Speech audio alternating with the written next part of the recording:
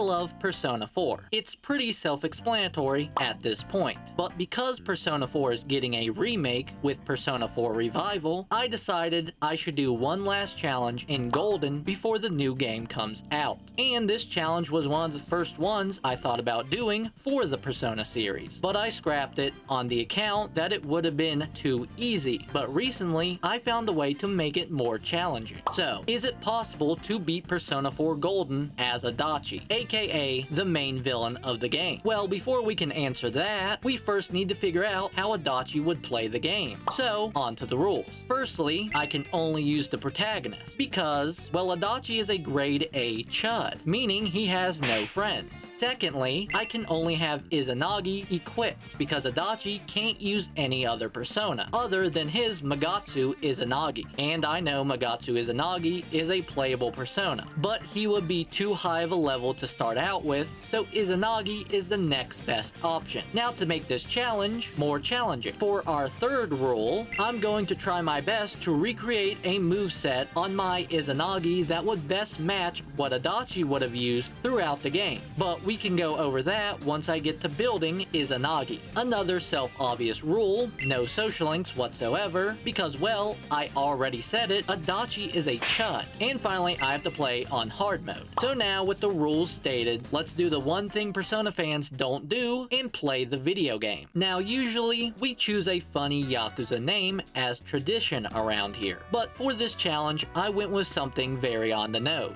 But speaking about funny Yakuza names, we do meet up with Dojima and Nanako, so they can take me to the gas station where I get the handshake that gives me every illness known to mankind. And it just so happens that I get affected by some of the side effects of these illnesses, such as audio and visual hallucinations. But the next day, I'm fine enough to attend school, so it is what it is, I suppose. Anyway, at school, I get acquainted with Green and Red, so after school, we walk home and just so happen to come across a crime scene. So we just head home for safety at that point. Then the following day, I get acquainted with everyone's favorite Persona character, the Rolling Student. And because I saved him from, you know, rolling, he treats me to lunch after school. Also, Green is here because she needs to advance the plot forward by talking about the Midnight Channel. So I bite and go home and look at this channel at midnight. And Green was right, because there's a girl writhing in pain on TV. And one thing leads to another, and I'm getting head from my television. Listen, we don't ask how, nor do we ask why. We just accept this as fact and move on to the next day where I get TV head out in public. Okay, now you guys can ask why. Anyway, because Yosuke has to piss every 2 seconds, we end up falling into the TV. And here's where we meet peak fiction. But because Teddie is tired of people entering his world, he lets us out. Only for us to find out that the girl Yosuke has been sweet on is, no longer with us. Meaning that we now have a serial killer within the town, and Yosuke is convinced that her death, along with the announcers, has to do with that TV world due to seeing his senpai on the Midnight Channel the other night. So when we enter the TV again, we realize that the other day, Teddie said other people were coming in here, meaning that they were most likely put in here by the killer, because once you enter, you can't leave unless you have a Teddie of your own. So the three of us look for evidence to see if Saki was in this world. And as we explore, we run into shadows. But because I'm the protagonist, I awaken to my persona with no problems, and I start my first battle. Luckily, these shadows are weak to electric type magic, and I just so happen to have Zio on my persona. What a coincidence. Anyway, after the battle, we confront Yosuke's shadow, and as we do, he says the magic words to make it go berserk. So, I think you know where this is going. Now, Shadow Yosuke isn't hard because, well, he's the first boss of the game. All I need to do is guard anytime he guards so that I don't get knocked down by Wind of Oblivion, as well as I guard after he uses Power Charge, so I don't get one shot. But when he's not doing that, I'm free to hit his weakness with Zio and then cleave him when he's down, until I finally finish him off. And now that Yosuke has Jiraiya, he can fight as well, except for the fact that he can't due to my challenge.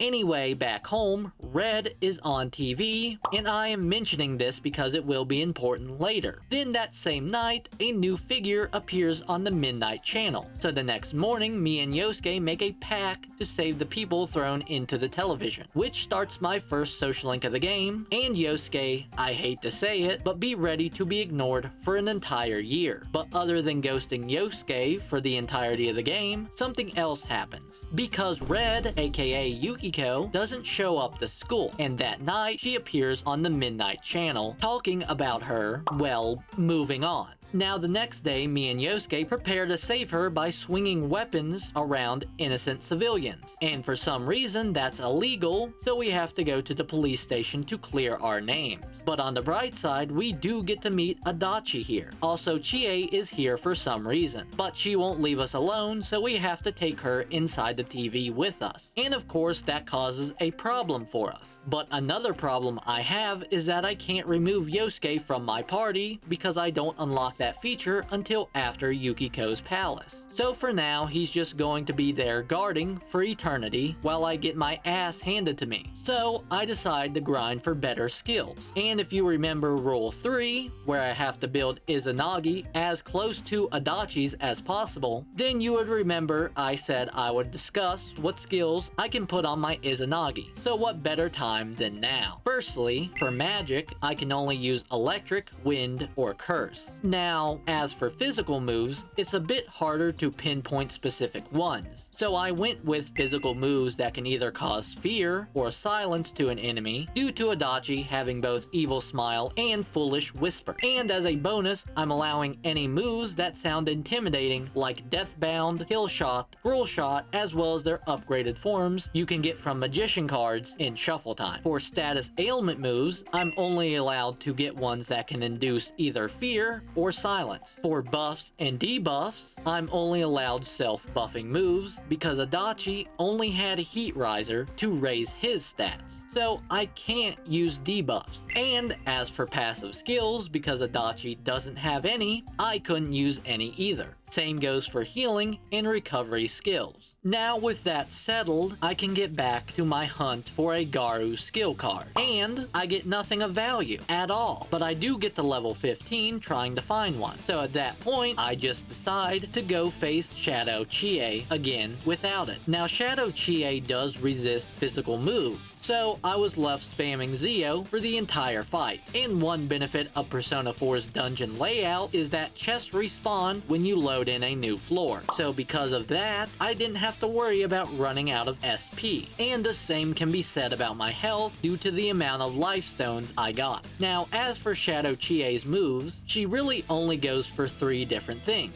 Her basic attack, the thing she'll spam the most during this fight, as well as Mazio, but it does piss all to you, and because Yosuke is forced to guard, he doesn't get his weakness struck by it. And finally, she has Mabufu, and it does piss all again. So getting Chie her very own persona isn't that hard of a feat. And now with her on the team, I can start the full social link, which I'm forced to do, sadly. But one social link I'm not forced to do is Chie's, so that's good. Anyway, back at Yukiko's palace, I immediately find the skill card for Garu, right after the only time I needed it for this challenge. But better late than never, I guess. Anyway, for the mini-boss of this palace, the knight will just use Tarukaja to raise its attack, then power charge to double it, then finally skewer. Now that doesn't sound hard to counter at all, plus most of the time he doesn't even Tarukaja or power charge. But I do lose my first fight because I forgot to stock up on medicine from the general store, run by this smoking hot gilf.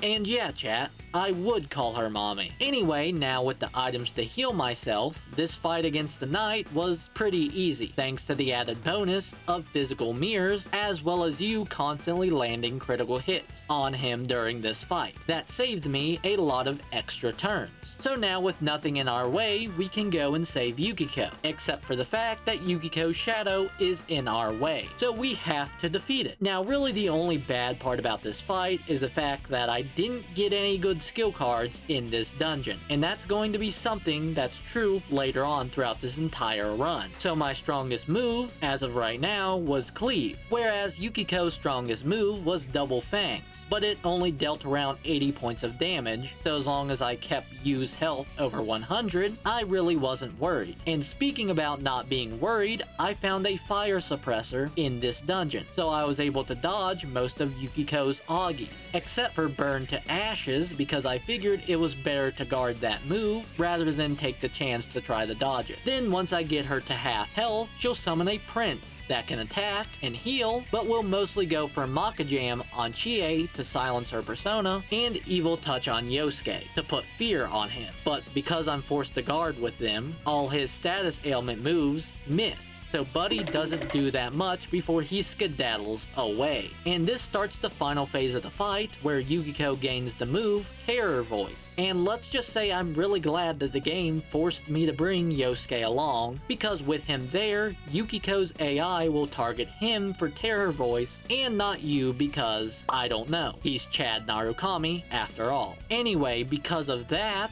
it makes this last phase a whole lot more manageable. So with one more cleave, I was able to easily finish off Yukiko's shadow. And now with her saved, I can finally enjoy my well-deserved free time. And what do I do in this free time? Well, because I'm doing a true Adachi run, I can only study. That's about it if I'm being honest. But to switch it up, I decided to do something a little wild, a little crazy, if you will. Now, trigger warning for what I'm about to say, but I decide to let you get a job during this run. But not just any job. Well, actually it is just any job, Buddy just has to make envelopes, that's it. Anyway, a few days after this, Yukiko recovers and conveniently remembers nothing about how or why she got kidnapped. So we have nothing to go off of other than the fact that all the victims thus far have been female. Except that theory gets thrown out the window that same night because a male figure is on TV. And it turns out that that figure is one Kanji Tatsumi, the guy that was featured on the news about biker gangs. So when we try to warn Kanji about getting kidnapped, well, let's just say he doesn't take too kindly to that. And because of that, we now get to witness bad bathhouse. So now it's time to rescue Kanji. But first, I need to take care of the Hulk Hogan blocking me from the rest of the dungeon. And you would think that this would be a harder fight, because I can now remove Yosuke and Green from my party. But actually, it was way easier to fight than the Knight. All because the Hogan followed a very easy pattern. Power Charge into Rebellion into Tarukaja. Then finally into Single Shot. So all I had to do was guard after Tarukaja and I was fine. Then, as if this fight wasn't easy enough, after like 5 turns, he runs out of SP and could no longer boost his attack or crit rate anymore. So from there, I just cleaved him to death, and after stalking back up on medicine, as well as Dokudami Tea, it was finally time to save Kanji. Now Shadow Kanji will be accompanied by 2 macho men. The one on the right will focus on attacking, while the one on the left will focus on healing and buffing. So getting rid of him was my first course of action. As for Shadow Kanji, he really did nothing because the only move he really had was Forbidden Murmur that poisoned you. But because I had the Dokudami Tea, I was able to remove it. And as for the other macho man, he really only attacked with physical moves. And this was good because while I didn't get any useful skill cards from exploring this dungeon, I did get the Falcon's Eye accessory that allows me to dodge physical moves. Anyway, my strongest move was still Cleave, so it took a bit of time to get rid of the nice guy, but I was able to remove him. Then after that, I decided to take on the tough guy. Not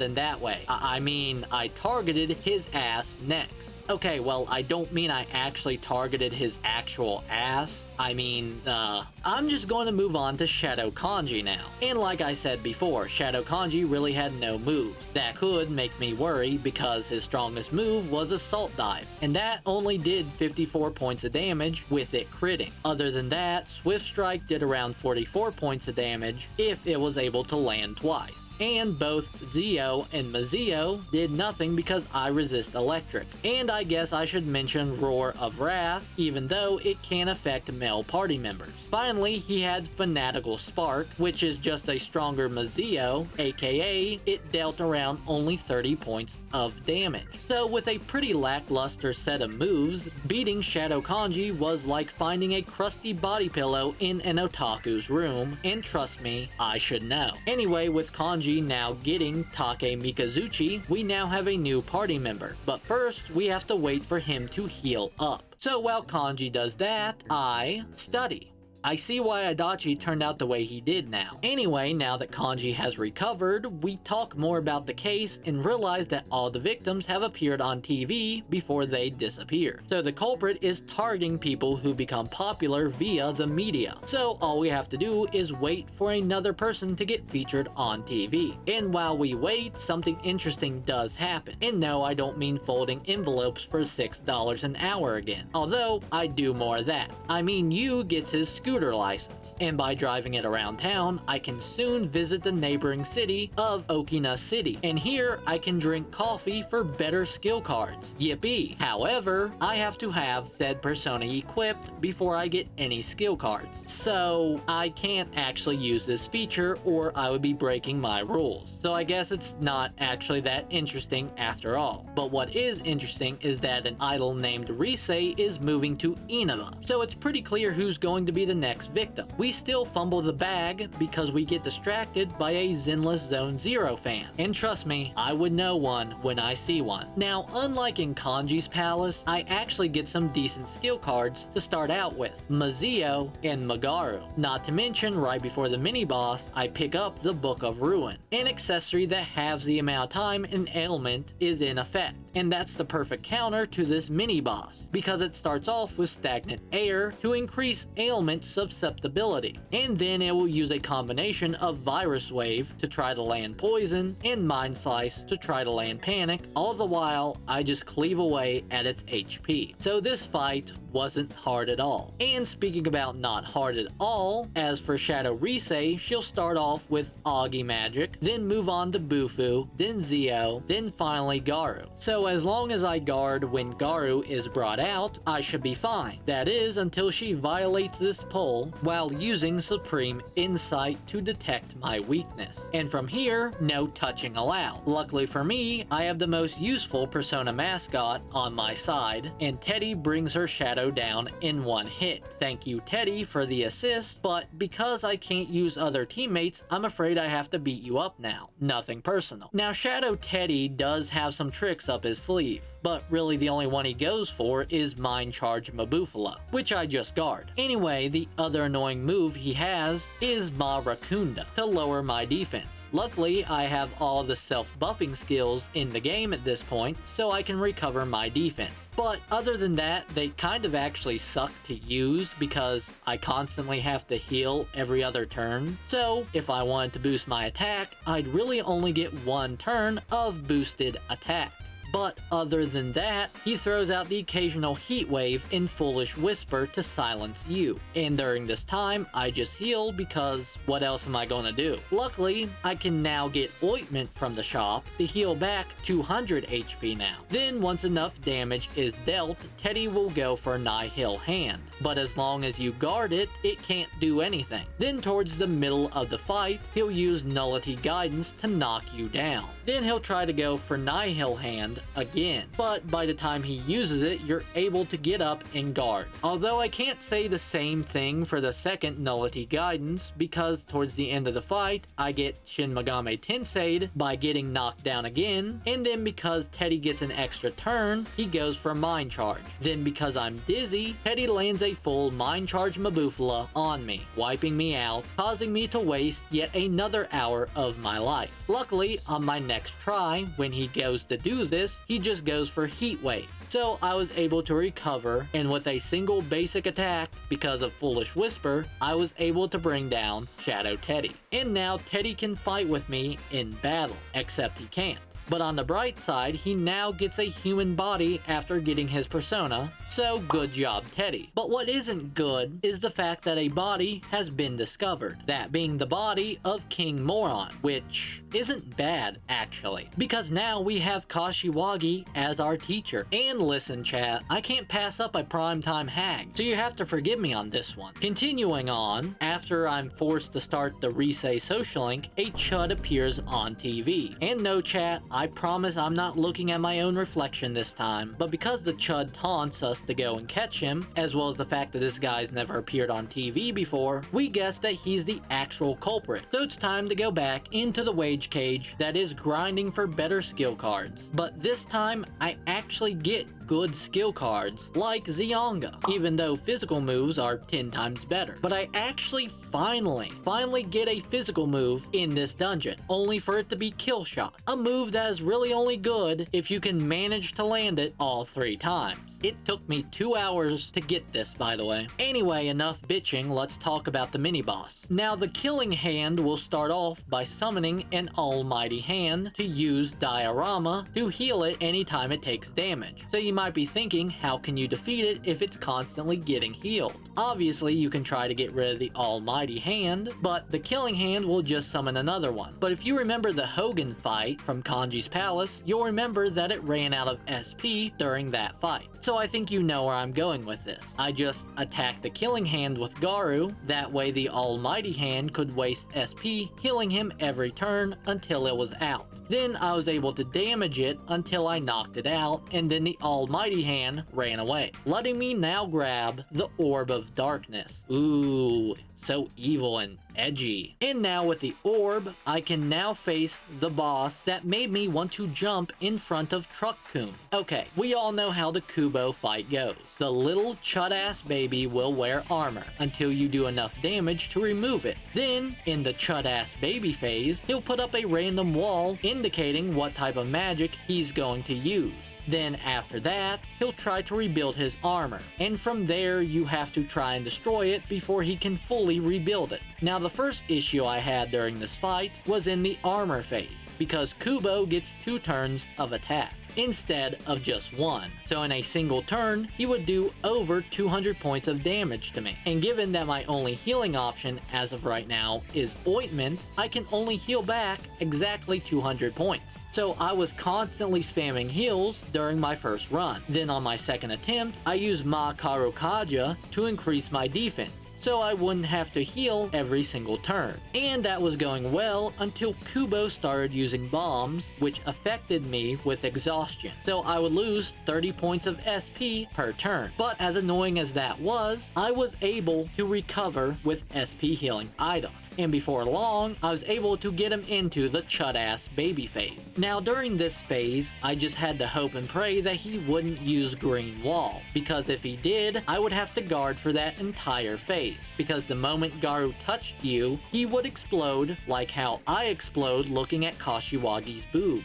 Then after this phase, he will try to rebuild his armor, and you would think, oh, now you can attack him. Wrong, because now Kubo will go for Evil Touch into Ghastly Wail to insta-kill you. And if you think you can just guard through it, think again, because if you remember, Kubo gets to move twice. So if I guard, he can just attack me, then land Fear, and if I just so happen to get paralyzed by it next turn, he'll spread my cheeks and go in raw. And even if I do get lucky and avoid it altogether, I'll eventually have to deal with it again, because there's no way in hell Kill Shot can do enough damage to destroy his armor in time. So you must be thinking, is there an accessory to Null Fear? And there is, but it's only available in later palaces. So I went back and grinded a bunch of XP and skill cards, yet I still fumbled the bag. I degraded back into Rakuja, and I even brought along Royal Jelly to cure exhaustion, so I can save SP. I still fumbled the bag. Really, the only way I could possibly do this fight is if I got really lucky and managed to grind up a bunch of homunculuses.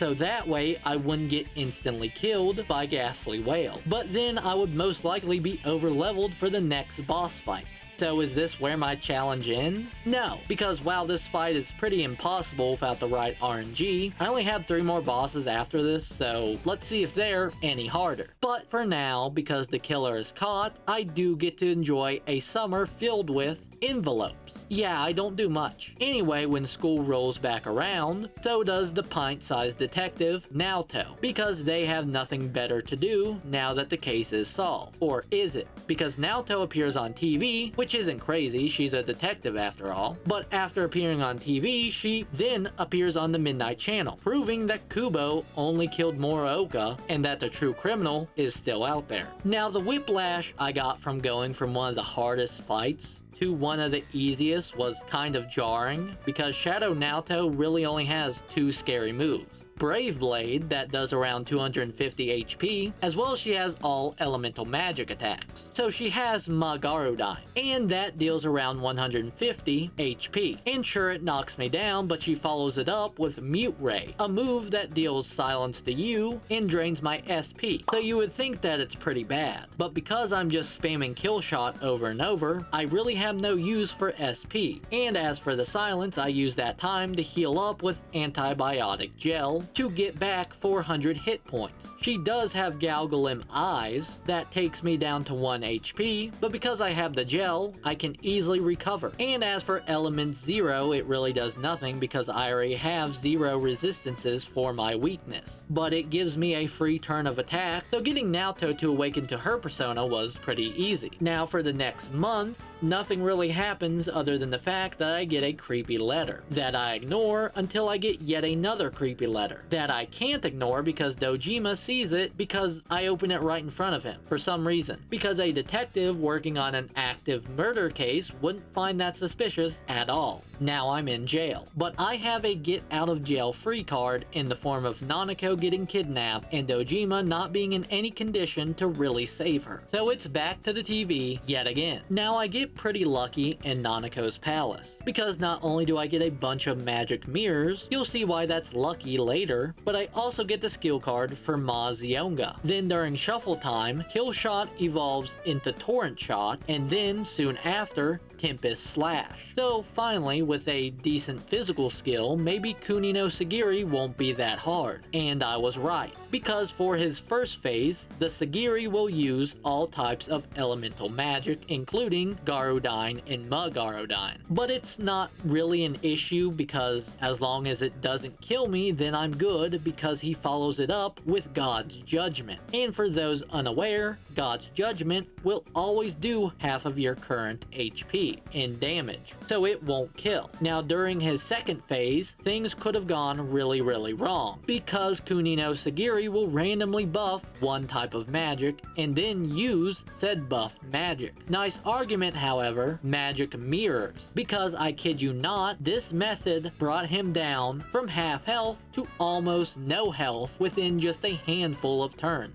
Now because I don't have other party members, he skips the phase where he takes control of them and just spams quad coverage over and over. So I had to hope that electric magic got buffed so that way I wouldn't be one-shot. Luckily, anytime he went for Unearring Justice, that was my cue to heal up. And after a while, he finally buffed Zio so I could finish him off and save Nanako. Yippee. Anyway, after Nanako meets her very tragic demise in a very comical explosion incident, we now have to figure out who the real killer is, because it isn't Namatame, who is a character I failed to mention during this video, because I'm assuming you played this game before. Well, this is a Persona video, so that actually may not be the case. Anyway, after spending 5 whole days trying to figure out who it is, we realize that Adachi is the only character in the original Persona 4 to have a portrait that wasn't a social link or a character that was really relevant to the story. So we confront him about this, and he skedaddles away.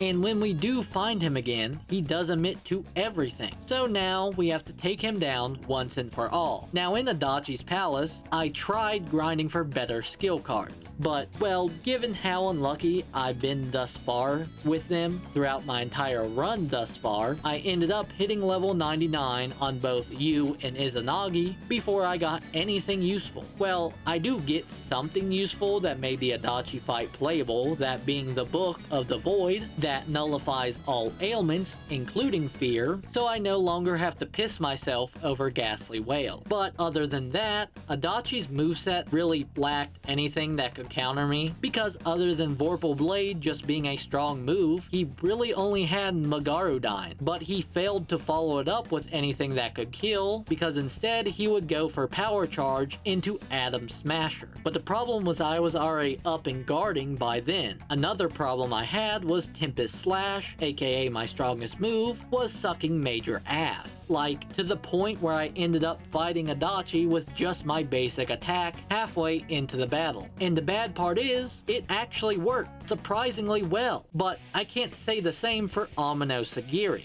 Starting off, Amino Sagiri will go for any elemental magic skill or Megidola if he's feeling a bit quirky, which that in itself isn't hard to deal with. It's what happens right after that's the problem, because just like the little baby Chuddy from before, Amino Sagiri gets to attack twice. And for his second move, he'll either go for Foolish Whisper, aka the best move he can go for, God's Judgment to half my HP, and while it can't kill, it forces me to heal next turn, or he could go for Agni Resta, aka the worst one because I can't calculate how much it will do to me due to the fact that it can land multiple times. So for the first part of this battle, I'm relying hard on good RNG and just taking risk on when I can attack. Also, I should mention that anytime I get knocked down, he'll just randomly debuff me. Then after a bit of wailing, at around 3/4 of his health, the Sagiri will go for its signature move, Nebula Oculus.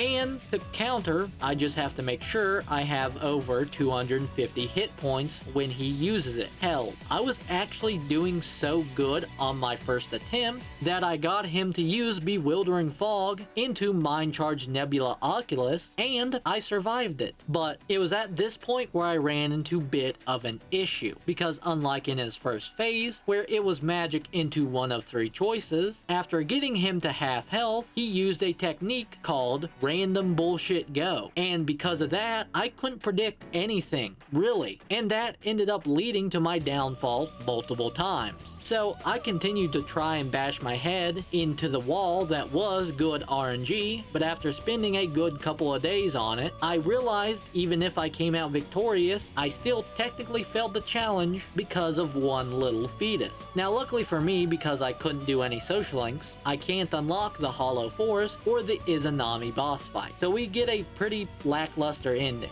Kinda fitting for Adachi, since he also ends up losing. But his loss was way more embarrassing than mine, because he got beat by a bunch of mouth-breathing kids. Am I right, chat? Anyway, can you beat Persona 4 Golden as Adachi? I mean, technically, if you get all the good RNG you can possibly get, then anything in this game is possible, but in reality, it's a pretty impractical way to play, thus meaning I failed. But who knows? Maybe in Persona 4 Revival, it will be possible. So if you do want to see that future video, as well as other future Persona videos, then make sure you subscribe with notifications on so you never miss a video. Thank you all so much for watching, and remember to have a fantastic day.